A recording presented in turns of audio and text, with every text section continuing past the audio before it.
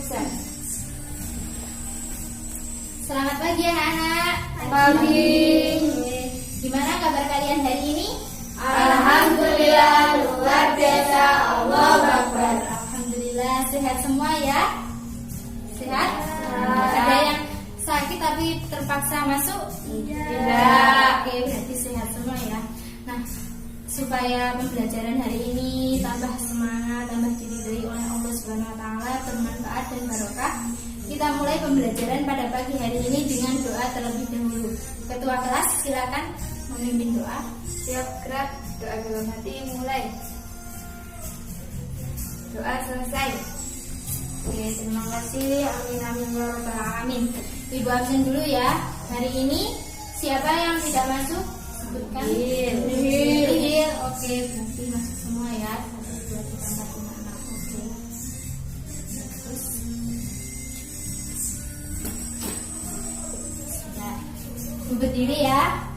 Nah, sebelumnya untuk mengecek kehadiran kalian, beneran nggak kalian ini beneran luar biasa? Beneran kita ice breaking terlebih dahulu ya, oke? Supaya kalian juga lebih berkonsentrasi. Ikuti aturannya ya, dengarkan ibu baik-baik. Kalau ibu bilang pagi, itu tepuk 1 kali. Kalau ibu bilang siang, tepuk 2 kali. Siang. Terus kalau bilang sore, tepuk 3 kali. Sore. Ini yang terakhir, kalau ibu bilang malam, itu jawabnya bisa dipahami ya? Bisa? Dimulai sekarang? Ya. Oke. Pagi, siang, sore, malam, siang. Oke. Sore, pagi, malam. Oke, tepuk tangan untuk kita semua. Berarti kalian benar-benar berada di kelas ini, pikirannya enggak di kamar kalian, enggak di rumah. Nah, tapi mohon maaf ya, ibu ngajak kalian flashback lagi, ingat-ingat masa lalu, ingat-ingat apa yang sudah kita pelajari di minggu lalu. Ayo, siapa yang ingat apa yang kita pelajari minggu lalu nih? Yang pertama tentang Anania, yang kedua tentang putus asa. Nah, yang pertama Anania. Siapa yang ingat apa pengertian dari Anania? Oke, Sofi. Anania disebut juga egois, yaitu sifat yang menilai sesuatu berdasarkan kepentingan diri sendiri dan meremehkan orang lain. Oke, berarti egois. Apa itu tadi namanya? Anania itu egois atau mementingkan diri sendiri dan meremehkan orang lain. Kalau dampaknya bisa nggak? Nggak semuanya nggak apa-apa. Adapun bahaya yang ditimbulkan dari perilaku Anania adalah 1. Menimbulkan kekecewaan orang lain, Ya, 2. Merusak hubungan persaudaraan, 3. Memutuskan hubungan silaturahim. Oke, 3 itu saja ya yang diingat. Nah, yang selain itu Anania pastinya mendapat dosa. Oke, yang kedua yaitu tentang putus asa. Siapa nih yang masih ingat pengertian dari putus asa? Oke, Sania. Putus asa adalah sikap atau perilaku yang merasa bahwa dirinya telah gagal atau tidak akan mampu dalam meraih suatu harapan atau cita-cita, dan ia tidak mau berusaha untuk melanjutkan apa yang diinginkan. Oke, berarti putus asa itu sikap merasa gagal dalam meraih cita-cita dan tidak mau berusaha lagi.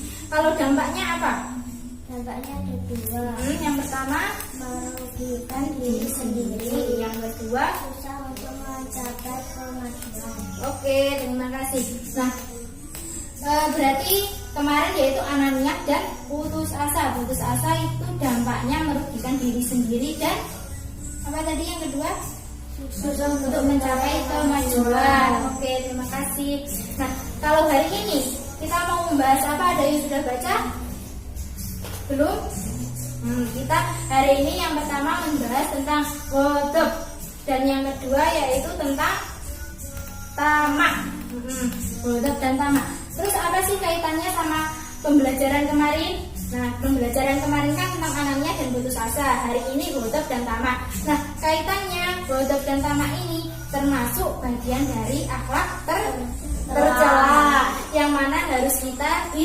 dari jadi sifat tercela itu enggak cuma ananias sama putus asa saja, tapi ghadab dan juga tamak.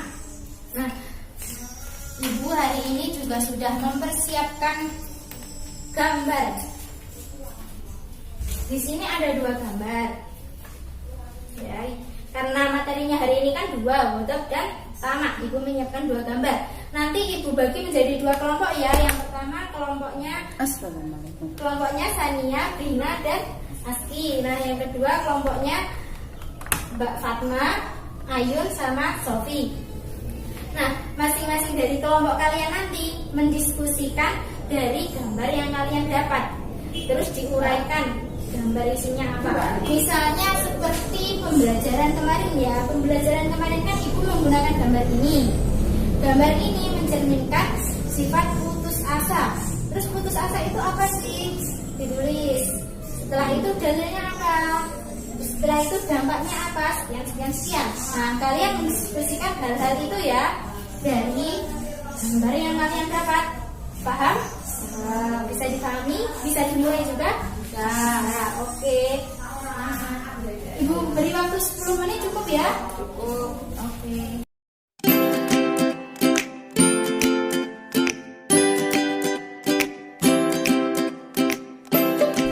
Sudah selesai diskusinya? Sudah. Oke, terima kasih sudah berdiskusi dengan baik. Nah, setelah berdiskusi masing-masing dari kalian 1 orang saja mewakili kelompoknya untuk mempresentasikan ke depan. Terus gambarnya ditempel terlebih dahulu. Dimulai dari kelompok 1 ya. Ayo, silakan.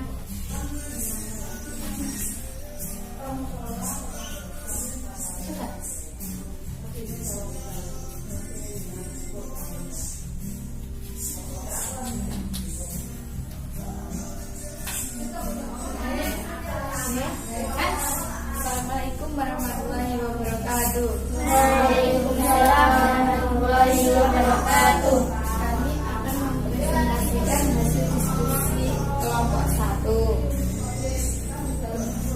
Gambarnya dari gambar ini. Ya, kami menyimpulkan gambar ini kan mencerminkan ghadab.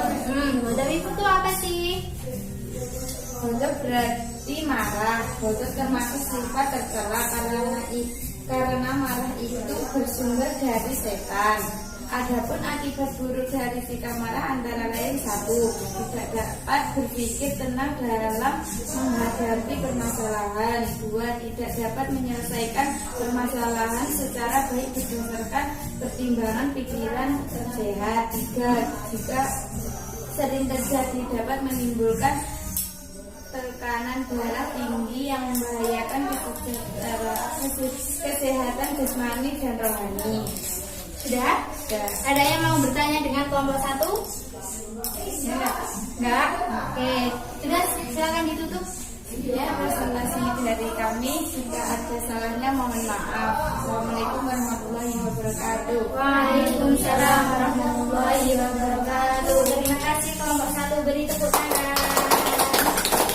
Oh ya, ini dari kelompok 1 ada rewardnya untuk kalian ya. Karena sudah berani maju. Selamat. Oke, Ibu kasih tambahan ya. Kalau pengertian dan dampaknya tadi sudah jelas? Sudah? Ada yang tidak jelas dari penjelasan Mbak Fatma tadi? Sudah? Ya. Kalau sudah, Ibu tidak mengulangnya lagi ya. Ibu hanya mau menambahi dalil dari marah. Itu hadis riwayat Abu Dawud ya, iya kan? Innal ghadaba minasyaitoni. Ya, ada nggak? Itu loh di depan. Itu loh. Ada kan? Ada. Halaman 79. Innal ghadaba minasyaitoni. Wa inna syaitona minan nari. Ya kan? Ya. Kuliko ya benar. Kuliko diciptakan dari api. Wa inna ma tudfa'u bil ma'i. Fa'idha ghadaba akadukum falyatawaddo. Artinya, ayo bunyinya marah itu dari setan. Sungguh setan itu diciptakan dari api, dan sungguh api itu dapat padam dengan air. air.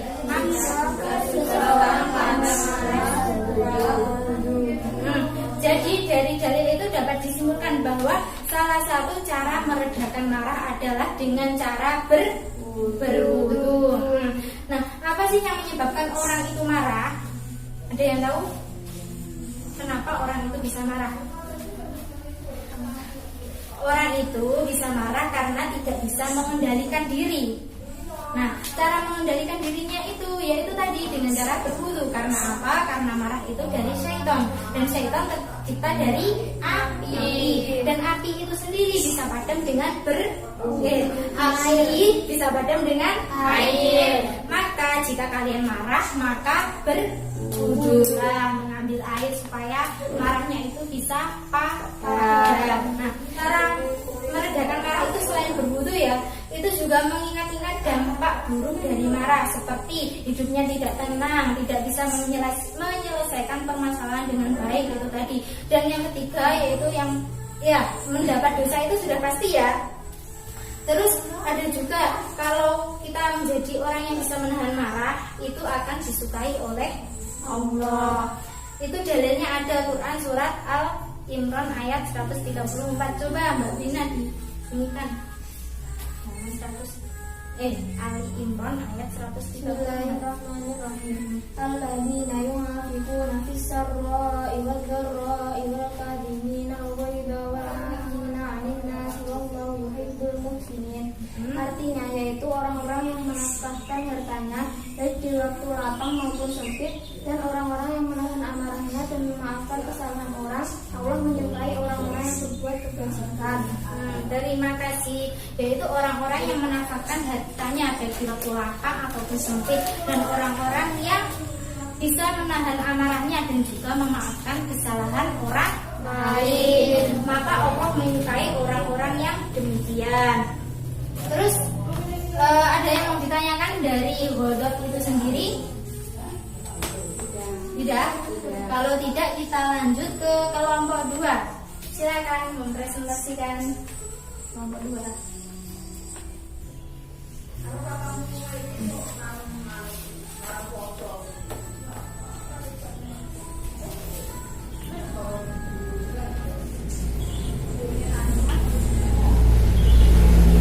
Assalamualaikum warahmatullahi wabarakatuh. Waalaikumsalam warahmatullahi wabarakatuh. Saya mewakili kelompok 2 akan mempresentasikan hasil diskusi kami, yaitu tentang sikap tamak. Tamak secara bahasa berarti rakus, sedangkan menurut istilah tamak adalah cinta kepada dunia atau harta, terlalu berlebihan tanpa memperhatikan hukum haram yang mengakibatkan adanya dosa besar. Dampak dari tamak sendiri adalah tidak dapat menikmati kebaikan dari apa yang dimiliki, dan akan menjadi suatu beban hidup dan menjerumuskan ke dalam bahaya riya. Ada yang mau bertanya ke kelompok 2? Ya, tidak. Oke, bisa ditutup. Sekian presentasi dari saya. Wabillahi taufiq wal hidayah. Assalamualaikum warahmatullahi wabarakatuh. Waalaikumsalam warahmatullahi wabarakatuh. Beri tepuk tangan untuk kelompok 2. Dan ini remote-nya. Nanti dibagi-bagi dengan kelompoknya. Sudah jelas ya pengertian dari Mbak Bina tadi tentang pengertian dan dampak-dampak dari tamak? Sudah. Nah, kalau sudah, Ibu mau menambahi. Kenapa sih orang itu bisa bersifat tamak? Ada yang tahu? Ada yang tahu nggak? Kalau nggak, nanti Ibu kasih tahu. Enggak. Yes.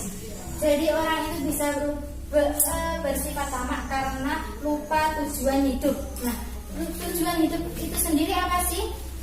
Itu ada ayat yang berisi tentang tujuan hidup, yaitu wa ma khalaqatul jinna wal insa illa liya'budun. Nah, ibadah itu sendiri apa sih? Bisa berupa sedekah, zakat, mencari harta benda yang halal. Kalau orang tamak itu kan mengumpulkan harta dan lupa dengan kewajibannya. Lupa kalau mencari harta itu harus dari yang halal. Lupa kalau harta itu sebenarnya juga ada hak orang-orang miskin yang perlu kita sedekahkan, kita zakatkan, maka orang itu akan menjadi tamak kalau lupa tujuan hidup. Tujuan hidup itu tadi apa? Beribadah. Ya. Karena Allah itu tidak menciptakan manusia dan jin kecuali untuk beribadah. Terus dari dua materi ini ada yang mau bertanya? Tidak? Nah, kalau tidak ibu mau bertanya, kalian tahu nggak asal usul dari harta karun? Kenapa sih kok karun? Kok harta karun? Kenapa kok nggak harta Sania atau harta Fatma atau harta Bina atau harta Sofi dan lain sebagainya? Atau mungkin nabi kita, nabi yang paling kaya Sulaiman, Nabi Sulaiman. Kenapa kok nggak harta Sulaiman? Kok harta karun? Tahu? Nggak tahu? Bina? Ada, kalau begitu ada yang tahu kisah tentang Korun? Tidak? Oke. Ibu kasih cerita ya, dengarkan baik-baik, nanti diambil kesimpulan dari cerita yang ibu sampaikan. Nah, harta karun, kenapa kok harta karun? Itu berasal dari cerita tentang Korun. Korun sendiri hidup pada masa Nabi Musa alaihissalam. Nah, sewaktu Nabi Musa itu ada kerabat Nabi Musa yang bernama Korun. Korun itu hidup miskin dan anaknya sangat banyak.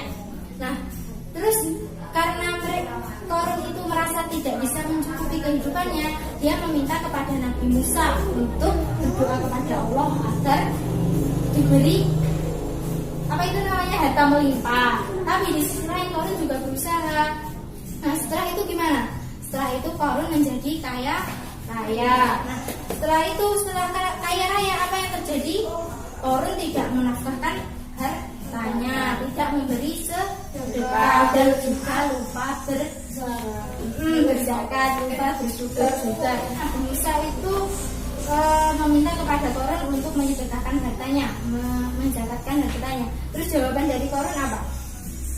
Jawabannya iya, tapi pada kenyataannya Korun tidak mau menafkahkan, tidak mau mensedekahkan hartanya. Nah, setelah itu Nabi Musa berkunjung lagi dengan kepentingan yang sama, yaitu menyuruh Korun untuk berzakat, bersedekah atau beramal.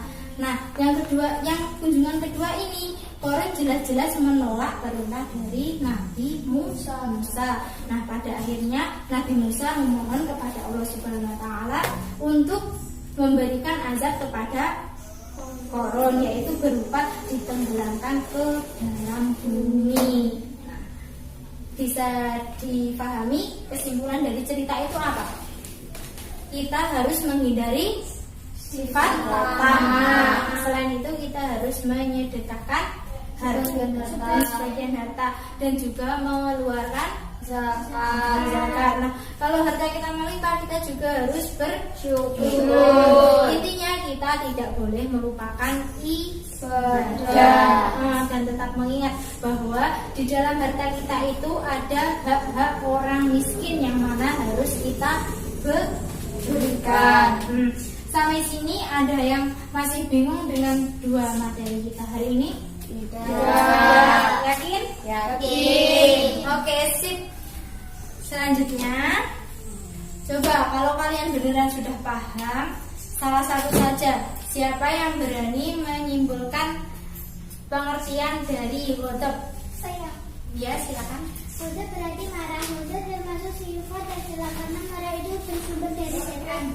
Oke, terus dampak dari ghadab itu apa? Yang pertama, tidak dapat berpikir tenang. Nah, yang kedua, tidak dapat menyelesaikan permasalahan. Yang ketiga, jika terjadi dapat menimbulkan tekanan darah. Terus 4, sikap bodoh dapat menimbulkan hati orang lain. Nah, menimbulkan kekecewaan dari orang lain. Terus yang terakhir, dapat menimbulkan kerugian materi dan perbuatan anarkis atau membuat kekacauan. Kan kalau orang sama-sama marah itu kan akhirnya bertengkar. Terus kalau tamak, pengertian dari tamak siapa yang bisa? Saya, Bu. Oke. Tamak secara besar berarti rapuh, sedangkan menurut istilah tamak adalah cinta kepada dunia atau harta terlalu berlebihan tanpa memperhatikan hukum haram yang mengakibatkan adanya dosa besar. Oke, kalau dampak dari tamak itu sendiri ada 3 seperti yang disebutkan Mbak Brina tadi. Apa? Yang pertama, Tidak dapat menikmati kebaikan dari apa yang dimiliki. yang kedua, hidupnya terbebani, dan yang ketiga, Menjerumuskan ke dalam bahaya ria. menjerumuskan ke dalam bahaya ria. Nah, Ibu pengennya kalian itu paham tidak hanya sekedar materi saja. Tadi katanya udah beneran paham kan? Maka dari itu Ibu ngasih oleh-oleh buat kalian. Yang pertama itu tugas untuk marah. Waktu marah ini nanti Ibu kasih tugas berupa jurnal harian. Jadi dalam kurun waktu 1 minggu ke depan sampai pertemuan yang akan datang, setiap hari ya, diingat setiap hari kalian membuat jurnal harian tentang marah. Kapan kalian marah, sebabnya apa, terus cara kalian mengatasi itu bagaimana. Tadi kan sudah diterangkan kan salah satu cara meredakan marah yaitu dengan cara berwudu. Nah, selain itu bisa juga dengan beristighfar, mengingat-ingat dampak buruk dari marah dan juga mengingat-ingat adanya dosa. Nah, itu yang tugas pertama bisa dipahami? Bisa. Tugas yang kedua yaitu tentang tamak. Nah, kalau tugas tamak itu cukup 1 saja. Kalian melihat berita di televisi yang ada kaitannya dengan tamak. Terus kalian catat di buku. Dan supaya Ibu percaya kalau kalian benar-benar mengerjakan sendiri, kalian tulis kalian melihatnya jam berapa, di channel apa, acara apa. Terus kerusuhan yang disebabkan karena tamak itu berupa apa dan akibatnya apa. Misalnya berita tentang korupsi itu kan salah satu contoh dari sifat tamak. Nah, itu akibatnya uang negara rugi sekian seperti itu ya. Bisa dimengerti? Bisa. Sanggup ya berarti mengerjakan tugas ini untuk seminggu ke depan? Insya Allah siap. Nah, alhamdulillah kita sudah sampai di penghujung. Sudah selesai pembelajaran kita pada pagi hari ini. Sebelum kita akhiri, kita doa bersama terlebih dahulu. Ketua kelas silakan memimpin doa. Siap gerak, berdoa dalam hati mulai. Doa selesai. Amin. Terima kasih atas perhatiannya. Apabila ada kurangnya Ibu mohon maaf yang sebesar-besarnya. Billahi taufiq wal hidayah, wassalamualaikum warahmatullahi wabarakatuh. Waalaikumsalam warahmatullahi wabarakatuh.